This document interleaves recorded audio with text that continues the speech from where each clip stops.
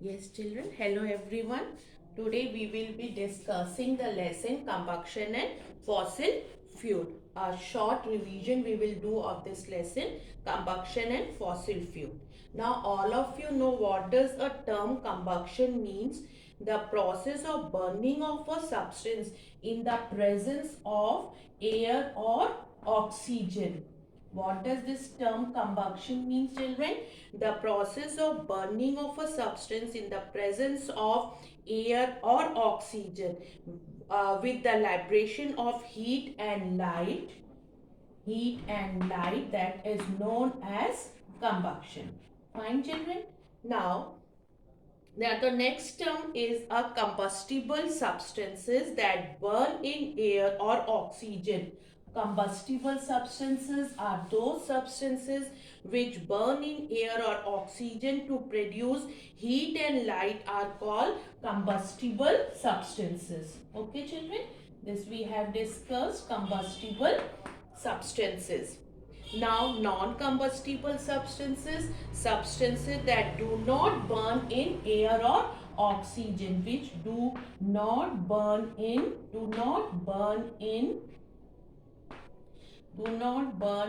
air or oxygen, that are known as non-combustible substances. Fine, children. And now let's discuss the types of combustion. There are different types of combustion, that is rapid combustion, explosion, spontaneous combustion. What are the different types of combustion? Types of combustion are rapid combustion. We are discussing now the types of combustion. What are the different types of combustion, children? Already you know rapid combustion, then it is explosion, okay? Rapid combustion, then explosion, and children, that is a spontaneous combustion. Okay, these are the different types of the combustion. Fine, children. Now, what are that? Complete combustion and incomplete combustion. Combustion of hydrocarbons can be of two types, children. That is complete combustion and incomplete combustion. What are that? That is incomplete and complete combustion. Okay, now what are the conditions necessary for combustion? Presence of a combustible substance, it is important. The conditions necessary for the combustion, it is presence of combustible substance. Okay. Then children, presence of a supporter of combustion and attainment of ignition temperature. This is also very important. These are the conditions necessary for what, children? That is the necessary for combustion, that is combustible substance, supporter of combustion and attainment of ignition temperature. Now, about the extinguishing of fire, you know about the extinguishing of fire, children. A fire can be extinguished using water. Now, extinguishing of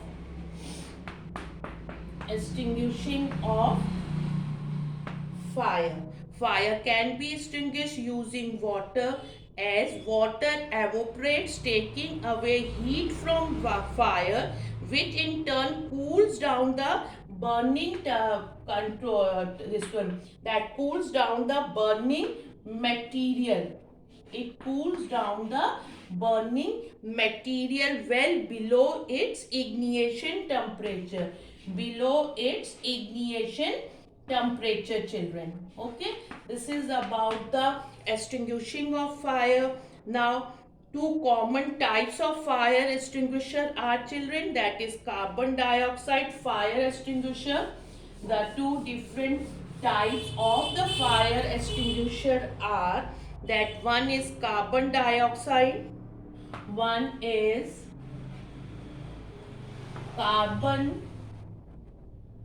dioxide fire carbon dioxide fire extinguisher, and the other one is, children, that is soda acid fire extinguisher. The next one is the soda acid fire extinguisher. Okay. Now, after that we will be discussing about the flame, children. Now, about the flame. Okay. A flame is a region where combustion of fuel take place. It is a region where the combustion of fuel takes place. Okay, children? Now, there are the different zones of candle flame. There are different zones of candle flame, children. First one is the outer zone, okay, which is blue in color. Then the next one, middle zone. And what is that color, children? That is yellow in color. Okay. Now, and the next zone is the inner zone. Next is the inner zone, which is black in color. These are the different zones of a candle flame. This inner zone, which is black, is completely dark and emits no light. And middle zone, that emits the most light. And the outer zone, this emits very little light, children. Now, let's discuss the combustion of a wax candle. So, when you see that the candle is burning, so what is it? What is actually burning? It is only the wax vapors that burn. It is only the wax vapors that burn, children. Okay, fine. Neither liquid wax nor solid wax burns. And when a candle wick is lit, the heat produced from the flame melts the wax. Then what happens, children? That the wick, what happens to the wick? That wick soaks or absorbs. What does the wick do? The wick soaks or absorbs the molten wax. What does it do? It soaks or absorbs the molten wax. Okay, children? Then the heat of the flame vaporizes the molten wax in the wick. And children, the wax vapor burns in the flame. What happens to the wax vapors that burn in the flame? These wax vapors that burn in the flame. Fine, children? And this process continues till the entire wax is consumed or the candle is extinguished. This process continues, children. This is about the combustion of a, what was it, children? Combustion of a wax candle. Now, let us come to the topic, that is fuels, children. Let us discuss the fuel. Most of the substance used for burning, which are used for burning are fuels. Substances that produce heat and light energy on burning, which produces, children, heat, light and energy on burning, that are known as fuels. And based on their physical states, these fuels can be classified into, on basis of their physical state, fuels can be classified into solid, liquid and, children, that is the gaseous form. Okay, this is about the fuels. Now, what are the characteristics of the fossil fuels? What are the characteristics of the fuels, children? So, for the characteristic of the fuel, it's the most of, you should know about the calorific value, children. Calorific value of a fuel is defined as the amount of heat is produced. We are discussing now, children, characteristics of the fuels, children. So let us first define about the calorific value of a fuel, children. So how can we define this? The amount of heat produced in kilojoules when 1 gram of a fuel is completely burned. Okay, it is, children, kilojoules. How can you define the amount of heat produced in kilojoules when 1 gram of fuel is completely burned? Okay, that is the calorific value. Now, what are the important characteristics of the ideal fuel? The important characteristics of an ideal fuel. The important characteristics of the ideal fuel, children. As I told you about the calorific value, it should have a high calorific value. Its ignition temperature should be low but well above the room temperature. It should be safe to handle, store and transport. It should not cause pollution on burning. It should not cause pollution on burning. These are the characteristics of the ideal fuel. Okay. Now let us discuss about the fossil fuels, children. Let us revise about the fossil fuels. Now about the fossil fuels. Okay. Fossil fuels are formed from the buried remains of plants and animals over a period of millions of years, children. And what are their examples? Coal, petroleum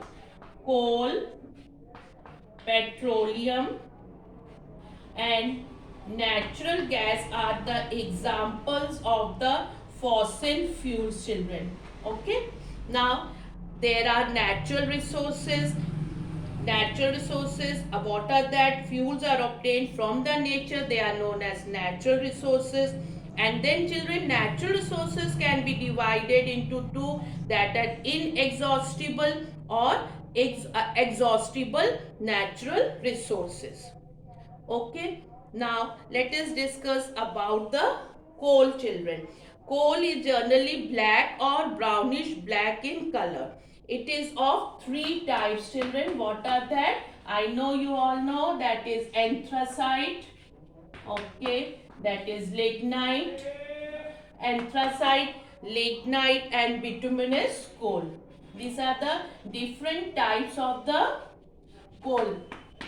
Anthracite, lignite, bituminous coal. In the anthracite, 86% of carbon content. In the bituminous, it is 70 to 86%. And in the lignite, it is 60 to 70%, children. Now, how is this coal formed, children? Coal is formed from the remains of plants that grew in warm, humid swamps 300 to 400 million years ago. Okay.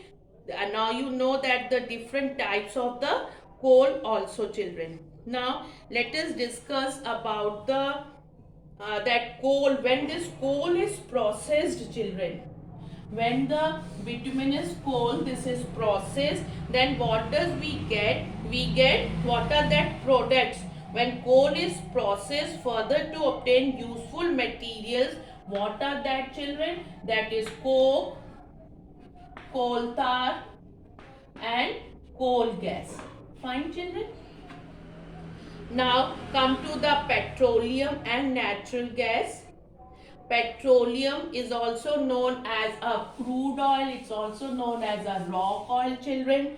Fine. And it is a complex mixture of solid, liquid on gaseous hydrocarbon. Okay. And gaseous hydrocarbons. Fine, children. And how it is formed? Petroleum and natural gases were formed from the remains of tiny marine organisms that died millions of years ago. This way the petroleum is formed. Petroleum and natural gas are extracted by drilling through the impermeable rock. Petroleum oil is separated into useful substances through a process that is known as refining of petroleum. Okay, and this refining process, children, is done by which method? The name of that method is refining of the petroleum is done by fractional. What is that method known as, children? That is fractional distillation of petroleum.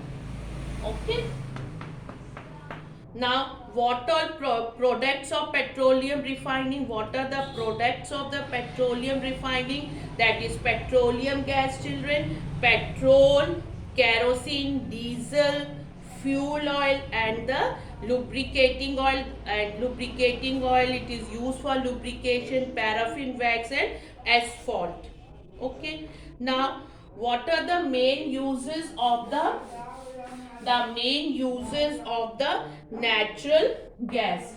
The main uses of the natural gas, children, it is used for the generation of electricity. It is also used to produce hydrogen.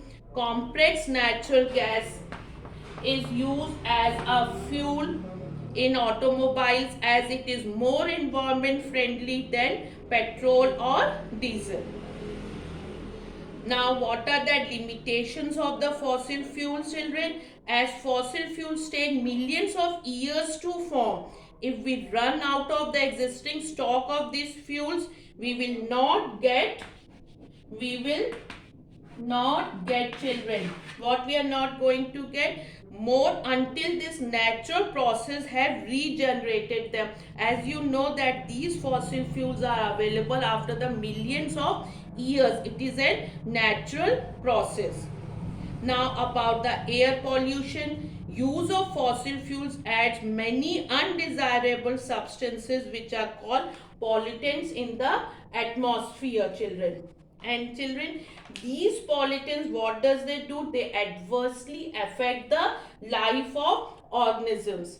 And the different, some of the main pollutants are, children, it is carbon monoxide, carbon dioxide, children, then the oxides